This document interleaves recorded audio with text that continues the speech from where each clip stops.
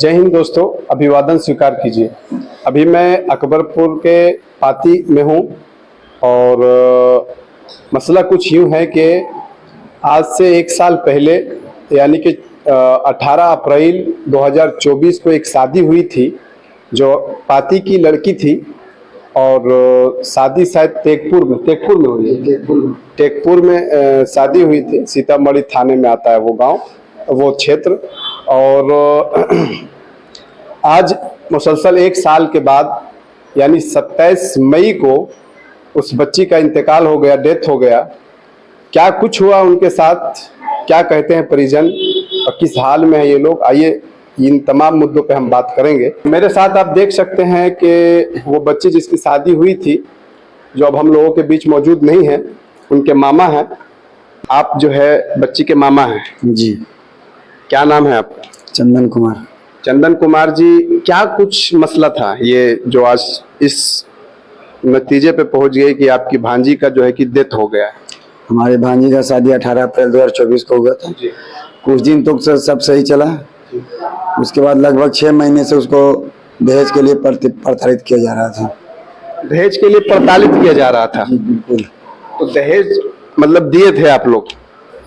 दहेज तो दिए होंगे ना शादी के वक्त? हाँ जी बिल्कुल, दहेज दिए हैं। और भी मांग रहा था? और भी मांग रहा था।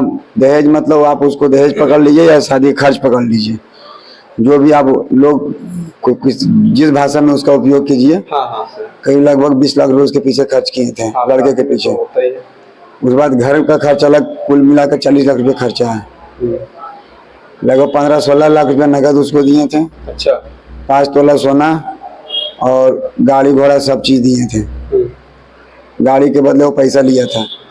बोला था कि हम 4 व्हीलर लेंगे, हम लोग परिवार उसी से आना जाना करेंगे। अच्छा, ये लड़के का नाम क्या है जिससे शादी हुई थी? संजीव कुमार। संजीव कुमार क्या करता है? कोई नौकरी वगैरह था? नहीं, जॉब वगैरह नहीं था। उसका पिताजी जॉब करते हैं। और पिताजी का उसका क्या नाम है? प्यारे यादव। प्यारे यादव ना? और वो लड़का टोटो का शोरूम किए हुए हिसुआ में। टोटो का शोरूम हिसुआ में किए हुए? नारायण रोड में। अच्छा, तो आपकी जो भांजी थी कुछ बताती नहीं थी घर में कि हाँ कैसा कैसा मसला बन रहा है, ऐसा कुछ कभी बताया? हमारी भांजी बताई कि हमको प्रताड़ित किया जा रहा है, तो उस टाइम हम बात किए थे। वो लड़का को समझाए बुझाए भी कि ऐसा मत कीजिए, आराम से रखिए, परिवार को सुखी संपन्न रखिए, मुझे कोई एलर्जी उससे नहीं है। ये प्रताड़ना जो है किसके द्वारा होता था? लड़के के द्वारा या उनके परिवार के द्वारा? उसकी माँ, एक उसकी बहन है अंजू कुमारी। अच्छा। लड़का और उसके पिताजी, यानी कि सब परिवार मिलकर प्रताड़ना करते थे। उसके पिताजी कहना था कि ज्यादा बोलता था मार दो, बेटा को फिर से शादी कर देंगे। उम्र क्या होगी उनकी, आपकी भांजी की? 20 साल। 20 साल। तो आप देख सकते हैं कि एक 20 साल की नौजवान लड़की और इतना धूमधाम से शादी किया गया। ये कौन नहीं जानता है कि शादी में कितना खर्च होता है। एक बाप को, एक माँ को अच्छे से मालूम है, और जो खर्च करते हैं भाई को और परिजन को मालूम होता है कि कितना खर्च होता है, कितना लेन देन करके शादी विवाह करते हैं। और प्रताड़ित करना दहेज के लिए या और कुछ मांगना, और इन तमाम मुद्दों के बीच फिर लड़की को मौत के घाट उतार देना, ये कहां तक सही है? ये सवाल है हमारा पुलिस प्रशासन से और बिहार सरकार से और कानून से। तो सर, जो आपकी बच्ची का, आपकी भांजी का जो डेथ हुआ, जो शव यहाँ लाए आप, तो आप देखोगे बॉडी पे कोई दाग वगैरह था? जी बिल्कुल। पहले तो जिस दिन उसका देहांत हुआ परसों के डेट में, तो मुझे मालूम चला, घर से ही फोन आया, यहाँ बहन लोग फोन की कि लड़की का नाम निशु हुआ। निशु का वहाँ से फोन आया, निशु का तबीयत खराब है, जो हिसुआ में भर्ती है, चलो हिसुआ। हम अपने घर में थे, हम वहाँ से निकले, तो जैसे ही रास्ता पहुँचे, आधे रास्ता में आए तो बोला कि वहाँ से वो ले चला गया सदर अस्पताल। तो हम लड़का को फ़ोन किए, कहाँ है जी? तो बस सदर अस्पताल में हम लेकर आए हैं। हमने क्या स्थिति है? तो बोले बेहोश है। लेकिन हमारा जब वहाँ पहुँचते हैं सदर अस्पताल, तो वो छलावा देते रहा। जब सदर पहुँचते तो सदर भी वो नहीं मिला। फिर कॉल किए लड़के के पास, तो बोले कहाँ है? तो बोले धर्मशिला। जब धर्मशिला पहुँचे, धर्मशिला के पास भी नहीं था। वैसे ही खोजते खोजते तो वो बुधौल स्टैंड के पास हो शव को हम बरामद किए। हम लोग पूरा परिवार थे बुधौल स्टैंड के पास। बुधौल स्टैंड के पास हम लोग 100 को बरामद किए। किस हाल में मिला 100 आपको? सब हमारा मृत हालत में था। मृत हाल में तो मिला ही, लेकिन वो किस चीज पे, टेम्पो पे, टोटो पे, किस चीज पे? एक स्कॉर्पियो था व्हाइट कलर का, उस पर। वही बरामद हुआ। देख सकते हैं कि पहले कॉल आया कि तबीयत खराब है, हिसुआ में भर्ती है। जब इन परिजन निकले देखने के लिए तो वहां नहीं मिले, तो फिर बताया गया कि सदर अस्पताल नवादा जी वहां है। वहां जब परिजन पहुंचे तो फिर बताया गया कि हम लोग वहां नहीं है, शिला देवी। जब धर्मशिला ये लोग पहुंचे तो वहां भी नहीं मिले, और फिर हुआ कुछ यूं कि बुधौल में एक स्कॉर्पियो पे हम लोग बरामद किए 100 को। हम लोग परिजन फिर उसके बाद देखे कि नहीं मिल रहा, तो हम लोग पूरा फैमिली थे, तो चारों तरफ पूरा नवादा हम लोग इधर उधर हो गए, सब अलग अलग बढ़ गए हैं कि जिधर मिले उधर उसको सबको बरामद करना। फौरी तौर पे आप प्रशासन बुलाए थे वहां पे? जी नहीं, वहाँ पे जब वहाँ पहुंचे तो बोला कि बुधौल में एक हॉस्पिटल है, बोला यहाँ भर्ती कराने के लिए लाए हैं मेडिया स्टाफ में। लेकिन देखिए मृत हालत में था, तो हम लोग 100 को फिर सदर लेके चले गए हैं। सदर अस्पताल लेके? जी बिल्कुल। वो लोग थे वहां पे मौजूद? जी मौजूद थे। वहाँ भी क्या हुआ कांड कि जब हम लोग वहाँ पर रोकवा के पूछ रहे कैसे कैसे क्या हुआ, तो उसका कोई परिजन लोग जो थे वो 2-4-10 लड़के लोकल बुलवा लिए, वहाँ पे हुड़दंग किए। उसका वीडियो मेरे पास है। वीडियो आपके पास है? बिल्कुल। वो वहाँ पे बुलवा के हुड़दंग मचाए, और उसी अंतराल में लड़का उसका परिजन भाग गया 100 को छोड़ के। ये हुड़दंग की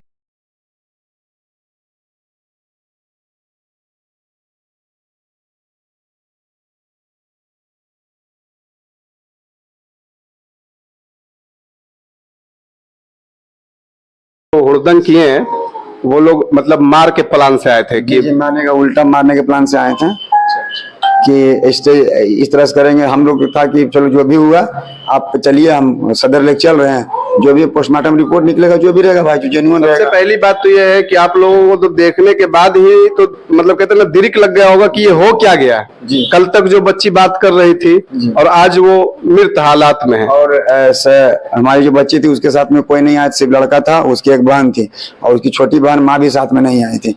वो लोग वहां से मार के ही भेजा था, है ना?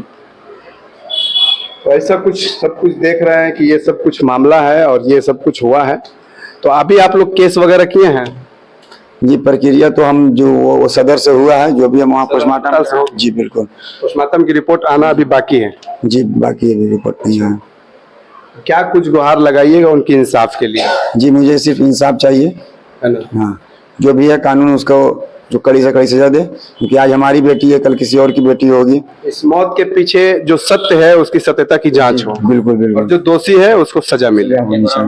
से गुहार लगाते हैं कि जो भी सच हो, अपने माँ बहन या अपने बेटी की तरह अपना ड्यूटी को इसको निभाए, कि अपने माँ की तरह अपने बहन को अपने सोचे कि ये मेरी बेटी थी, ये मेरी माँ थी। से ड्यूटी तो अपना निभाएंगे ही, लेकिन वो समझे कि ये मेरी बेटी थी, ये मेरी माँ थी। पैसा तो बात की बात है, लेकिन हम ये कहते हैं कि ये अगर आज न्याय नहीं मिला तो जो हम लोग तो मानव हैं, लेकिन जो ये जिनके पास केस जाएंगे उनसे हम गुहार लगाते हैं कि हम लोग तो मानव हैं, लेकिन हम करते हैं जो ईश्वर है ऊपर, वो जरूर कोई अगर इनकी इस बच्ची के साथ नथी करेगा, गलत करेगा, तो ऊपर वाला सजा अवश्य देगा। आज नहीं तो कल मिलेगा ही मिलेगा। इसलिए हम कहते हैं, प्रशासन से भी गुहार लगाते हैं कि जहां तक हो सच्चाई धरातल पर लाइए। इनका गुहार ये है कि ये केस जिनके पास भी जाए, सत्यता की जांच सच्चाई से कीजिए, और जो इसके पीछे दोषी है उसको सजा दीजिए। इंसाफ में कोई भूल या चूक होती है तो यहाँ के कानून से तो आप बच जाइएगा, किसी को बचा लीजिएगा, लेकिन जो ऊपर वाले का कानून है, जो उसका इंसाफ है, उससे आप नहीं बच पाइएगा। उनका साफ कहना यही है। ठीक है, आप देख सकते हैं कि घर में अभी मातम का माहौल है, किस तरीके से लोग शोक में डूबे हुए हैं, आंखें नम हैं, जुबान पे सही से बात भी नहीं आ पा रही कि हम बात क्या करें और किससे क्या कहे, किसे क्या बताएं।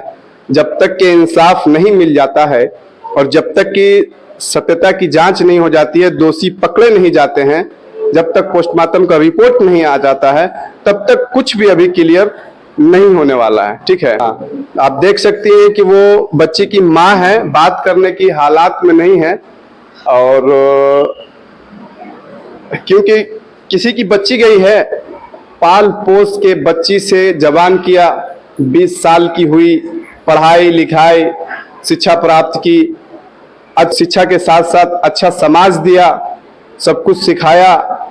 और शादी के बाद मात्र 1 साल के अंतराल में इतना कुछ हो जाना, एक माँ के लिए उसके दिल पे क्या गुजर रहा होगा वो एक माँ ही जानती है। औलाद का दर्द क्या होता है वो एक माँ जानती है। मैं भी अपने तौर पे पुलिस प्रशासन से और बिहार सरकार से ये अनुरोध कर रहा हूं कि इस बच्ची को जो अब इस समाज के बीच और इंसानियत के बीच अब नहीं रही है और इस दुनिया में अब नहीं रही है, उसे इंसाफ मिले, ताकि उसे भी शांति मिले, उसकी आत्मा को भी शांति मिले कि मैं तो मरकर यहाँ तक आ गई, लेकिन हाँ मुझे इंसाफ मिला, मुझे मारने वालों को भी सजा दिया गया और दंडित किया गया। विशेष बात करने के लिए तो कुछ है नहीं, क्या बात करें, गम का माहौल है। के लिए इतना ही। आप देख रहे हैं TWS टॉक विद सद्दाम, बने रहिए मेरे साथ। मैं सद्दाम हुसैन मखर भी। जय हिंद, धन्यवाद।